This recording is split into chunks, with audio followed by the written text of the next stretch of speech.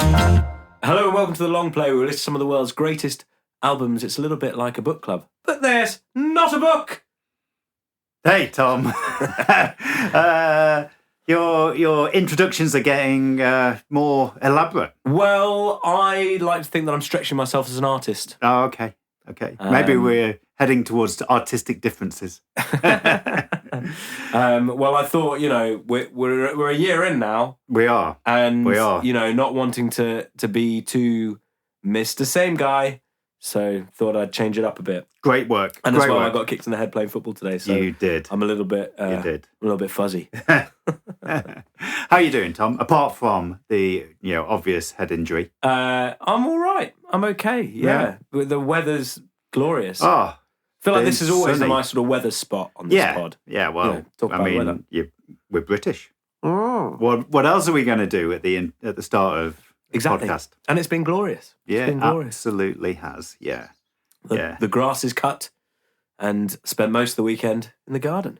As you know, I climbed Scarfell Pike, the tallest mountain in England on Saturday in the heat. So in the heat, just my legs are feeling it. Yeah. And the pod dog was temporarily the highest dog in the country. Well, yeah, that's good. He's also now feeling it and just chilling in his bed. Yeah. Well, when you're laid up because you've walked too far, it's a perfect time to listen to an album. It absolutely is. And that's what we did this month. We've been listening to Sweet Dreams, brackets are made of this. And by Eurythmics. Yeah. Yeah. How's your month been? Oh, I really enjoyed it, Tom. I think a big chunk of this for me was nostalgia, actually. Yeah, it's an album of your youth, right? Yeah. And as I said in the intro episode, I think I own this. Eurythmics were always at the edge of my taste in music, I have to say. That they were quite poppy.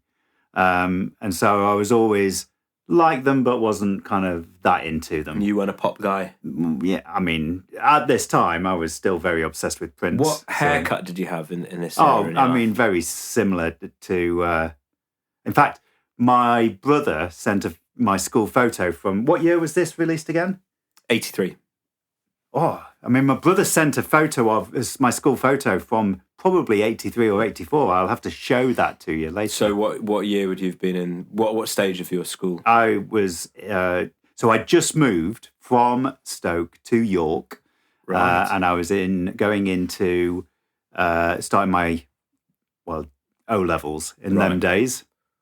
Now famously known as A-levels. No, now famously known as GCSEs. Of course. Yes. It was a trick question. I see. Got you. Well, no, didn't get you. Just checking. So that phase. But so, yeah, for me, this album did feel pretty nostalgic. And, I mean... we'll talk about it in more detail. Maybe we can get this picture of you your school photo on the Instagram. Yeah. We need more content. And that sounds like gold. Yeah, we do. What about you? How did you find this month? Oh, I found it a little bit more hard going than I was expecting. Ah, okay. I don't know why. Well, I've been trying to sort of figure that out, really. Yeah. I found it quite impenetrable at the beginning. Like, I just found it all a bit bitty. Right. There's some songs that I really got into, and obviously, the big hitters. But I just found quite a lot of it very repetitive and a bit sort of like a bit grabby at sort of ideas. Yeah. And they felt less songy. Right. In some aspects. And so, yeah, I found it a bit more difficult. As ever, I did enjoy spending time with it, but I didn't. I'm trying to figure out what it was. I don't know if I sort of walked away going like, this is going to be in my rotation. Yeah. Yeah, I didn't feel like I'd unearthed a hidden gem that would then just stick with me forever. I think that was also my feeling. I was like, oh, I like this. That's about it, really. I think I was obviously I mean, I love Annie Lennox. I love her, and her vocals were Yeah. generally great. There's a few times when it felt a little bit, I don't know really how to describe it. Actually, one of the podcasts I listened to described her kind of her like shout outs and things on the on Wrap It Up as a bit like your auntie at a wedding. Right. And I don't know whether that just coloured it for me, but because I can see what he meant.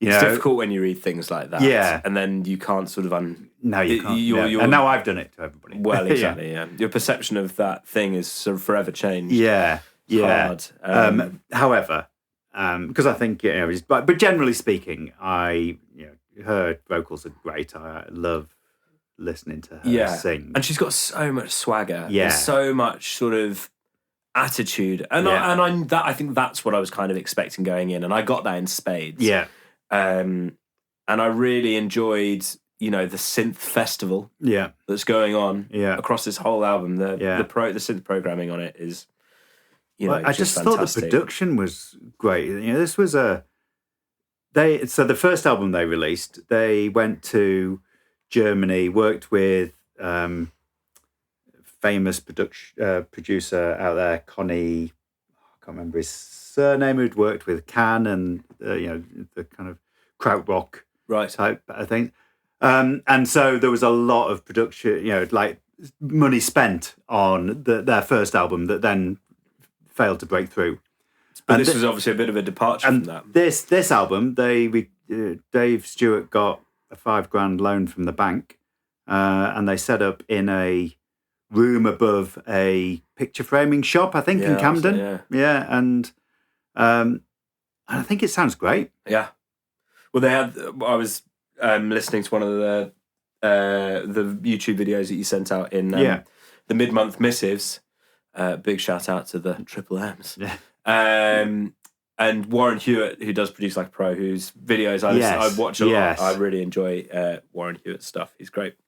And he was saying that they then moved to Church Studios before it was Church Studios, which is where Paul Epstein works out of, who has worked on huge albums for like Mumford & Sons and people like that.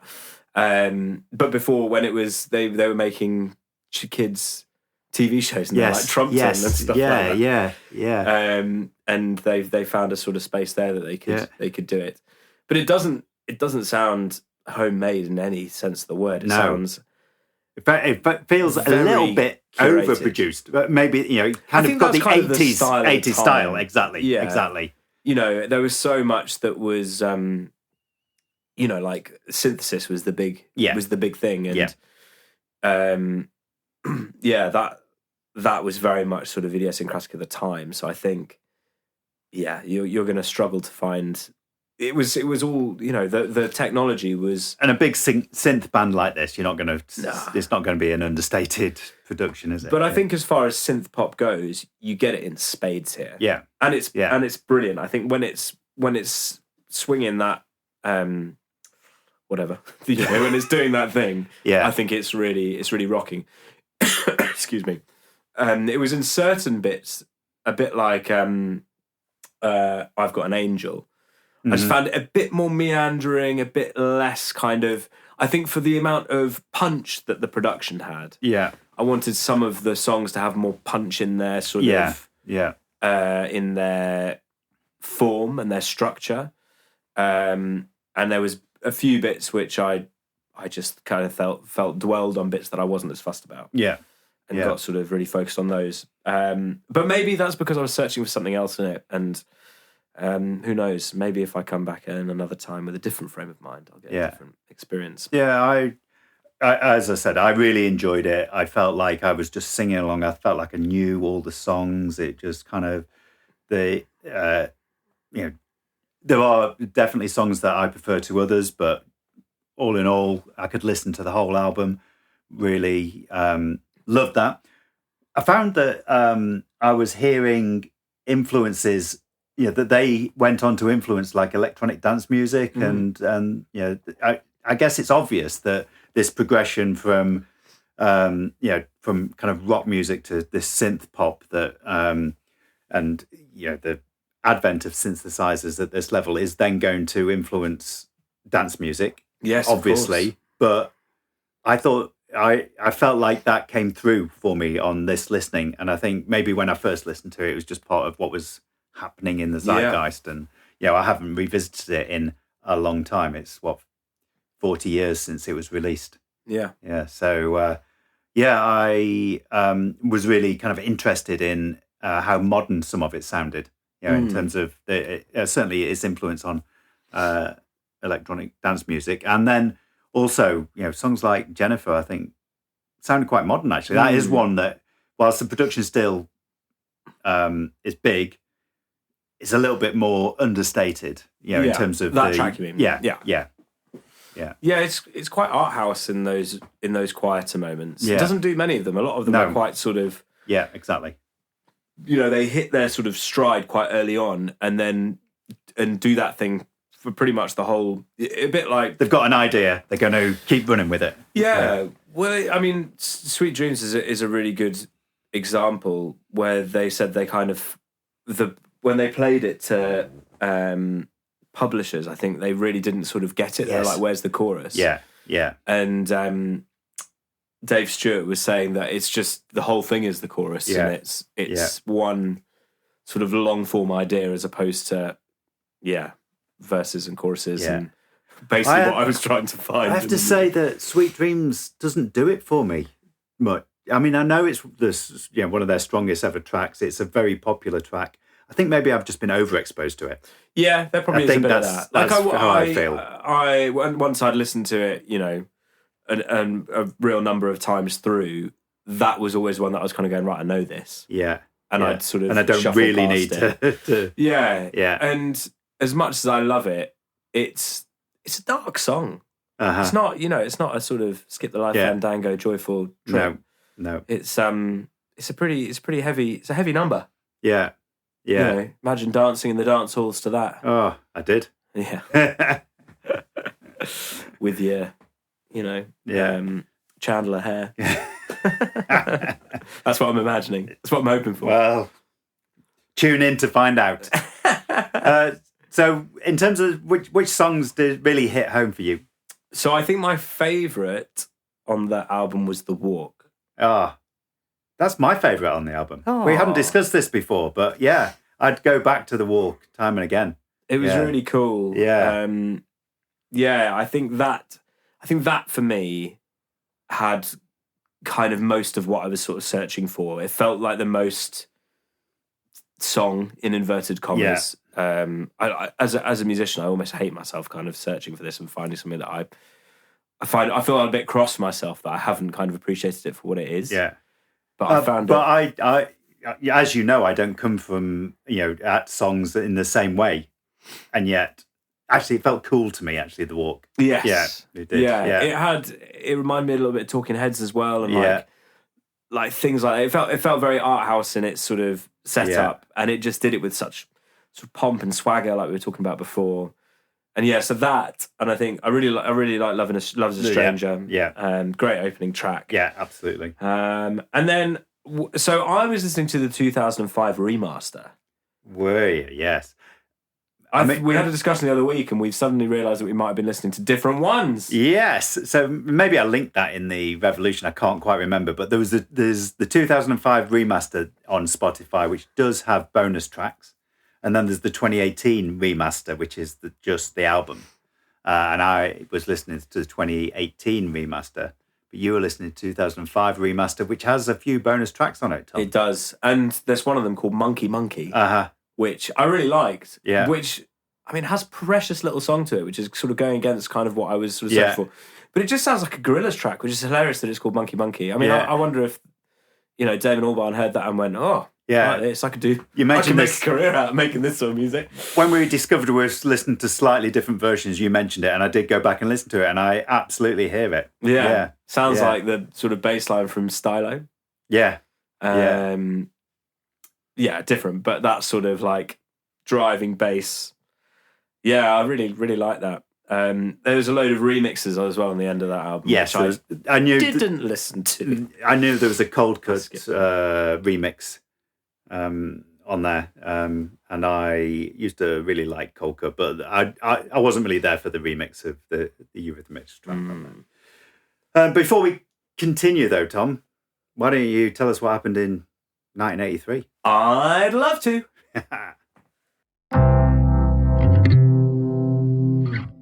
Well, lots of interesting things happened in music. Oh, yeah? It was a big year for music. CDs began. Oh.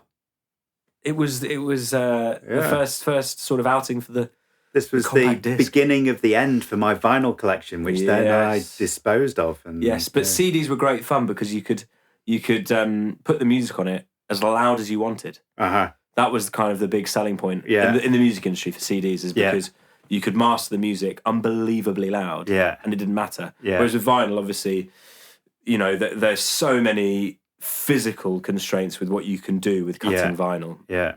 You know, you've got your bass can't be too wide in the mix because it makes the grooves too wide and they jump out, the needle jump out, and loads of other issues. You know, you've got to be really strict on size, and compact discs, you know, change the game. And, you know, as far as volume, it started, a whole sort of wave of people making their music unbelievably loud. The £1 coin was introduced. What was it before, Paul? It was a note. A £1 note? Yeah. Oh, that's fun. Yeah. And get this, right, okay, we're a bit premature in our football chat, but so I read that Aberdeen FC beat Real Madrid 2-1. Yeah. And on Wikipedia, get this, it said, as of 2023, that is the only team to beat Real in a European final. Oh, that was the European Cup Winners' Cup, I think. Yeah. And it was Alex Ferguson who was manager. Was he? But how about that? Yeah. Only team still. Well, I mean, I can't get my head around if it's my brain just wasn't. I'm not going to figure out if this has happened since. But that's mad. Yeah. But there you go. Blackadder was first broadcasted. Love Blackadder. Yes. Yeah. And then in music, Every Breath You Take by The Police came out. All Night Long by Lionel Richie. Oh yeah. Another classic dancehall number.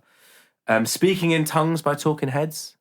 Oh, yeah. Was that year. And Let's Dance by David Bowie. I mean, it was a great year for music. Yeah. Yeah. Well, I mean, Prince didn't release an album. 82 was 1999 and 84 was Purple Rain. And this was the 1 year in that he didn't release. But he was in his kind of imperial phase. Not to bring it back to Prince again. He's slacking. Yeah. He didn't have it in that particular year. But I was deep in it. Deep in it. But tell me, who won the First Division? Liverpool. Correct. Who won the FA Cup?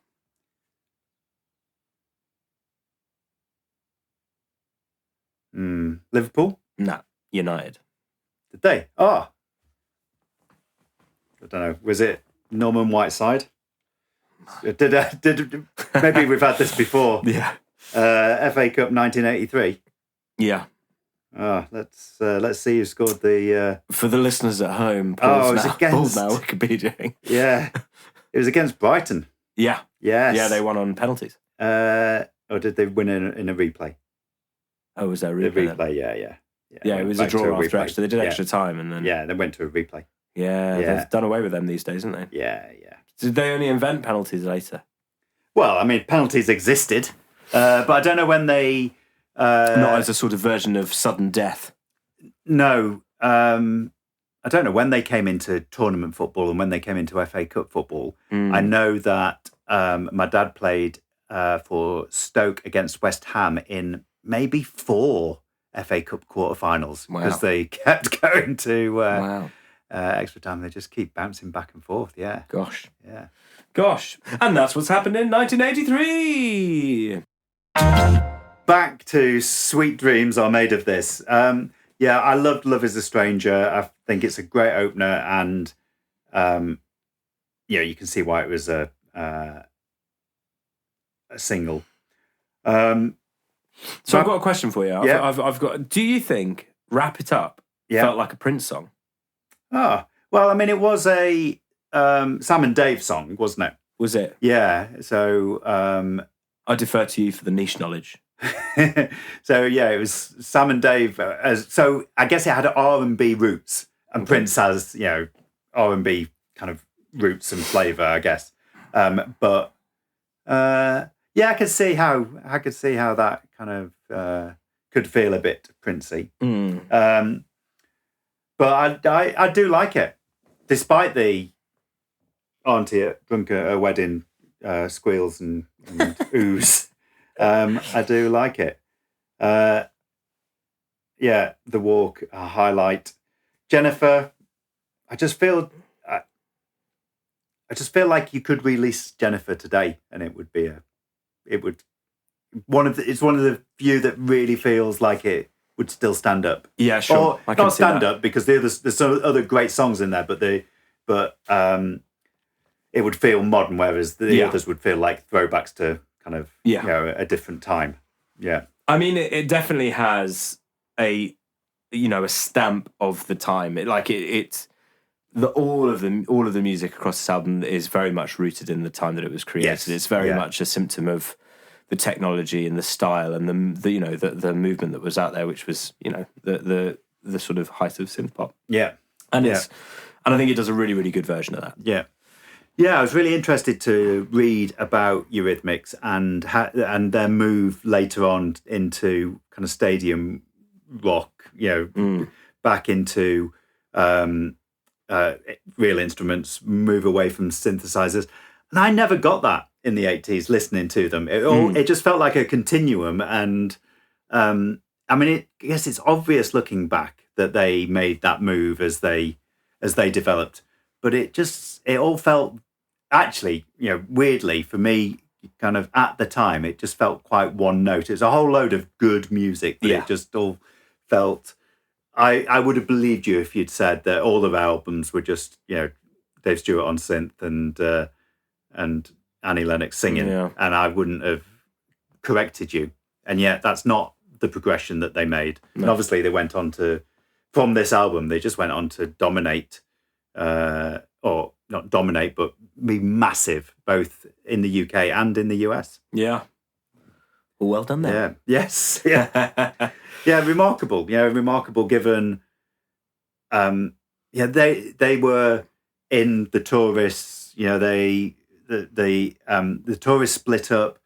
Dave and Annie found themselves, actually, their relationship ended, but they decided to start Eurythmics. Their first album kind of failed, even though quite a bit of money went into it. Yeah. And then this is the album that sent them kind of stratospheric, and from then on, they absolutely. So it was a big rise from sort of not nothing, but from. Yeah, I mean, this was make or break for them. This was. It's amazing the amount of albums that we've listened to, which have all been sort of if you don't get a smash on this, you're going to get dropped. Yeah.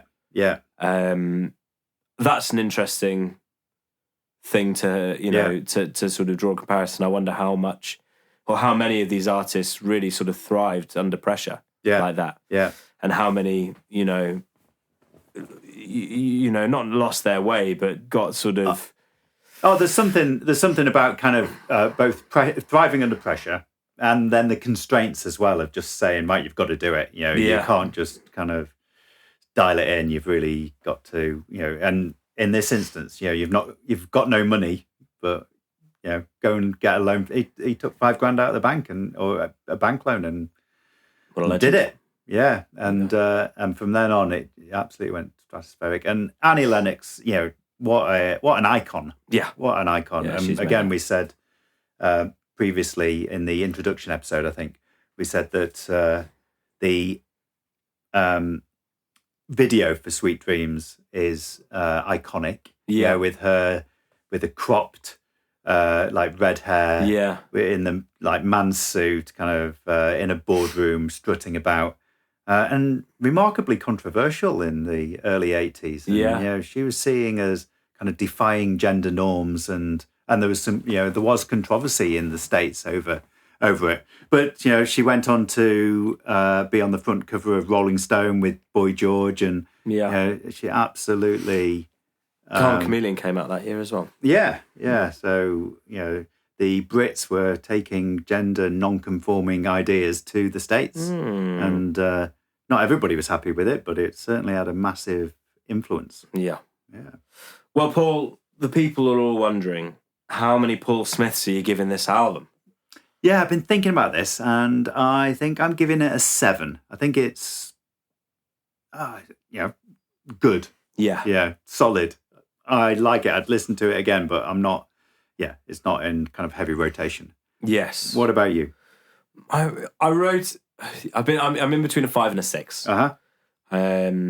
I think I'm on a 6 for how much I enjoyed the synths and Annie, but I'm on a 5 for the songs. I think. Yeah. Maybe the walk pulls it up to a 6. Yeah. Cool. And I think maybe nostalgia pulled me up to a 7. Yeah. Yeah. Yeah. Well, at heart, we're on the same page. Yeah. But that's what we thought of Sweet Dreams and made of this. What did you think? Tell us. Write to us. Tell us what you thought of all the things. And did you get the football questions right? Let us know. But Paul, thanks very much for taking the time out of your busy schedule to come and chat to me. Thanks, Tom. This. Thanks, Tom. This was it's always a delight. Isn't it just? But come and find us in all the good places. Yeah. If you'd be so kind, leave us a little review. They always really, really helpful. Come and find us on Instagram at The Long Play Pod. Yeah. We've got Substack, which Paul does amazing things with. We've got, find us on Substack at thelongplaypod.substack.com, where every month I will send out a mid-month missive, which goes through reviews, videos, links, and facts about the album that we're currently listening to give you a bit more depth. And we also send another one at the turn of the month just to mark the end of one month and the start of the next month, called The Revolution, where we announce next month's album. Normally we do a poll, but this month we've defied the norms. We have. We had a draw in the previous poll, and both albums, we went to a tie-break. Sweet Dreams won the tie-break, but the album that tied for first place, we decided to roll that over to next month. So next month, or the month now that you're listening in May, late. The month of May, we are listening to Lemonade by Beyonce. I nearly had a lemonade. Yes, you Whilst did. We were, you did. You promised me a lemonade, and you had Pepsi Max. I tell you what you got, Tom. You got a pink lemonade kombucha. And it was delicious. Yeah, good. But yes, we're listening to Beyonce's Lemonade, and I'm looking forward to it. I have given it a little spin already. Yes, me too. And yeah, that first track. Yeah, it's good. It's good. Very cool. So tune in for our intro episode that will be out imminently, and subscribe on Substack for the mid-month missive, which will be out in a week or so. Yeah. And until then, Tom, no skipping. no shuffling. Love, bye.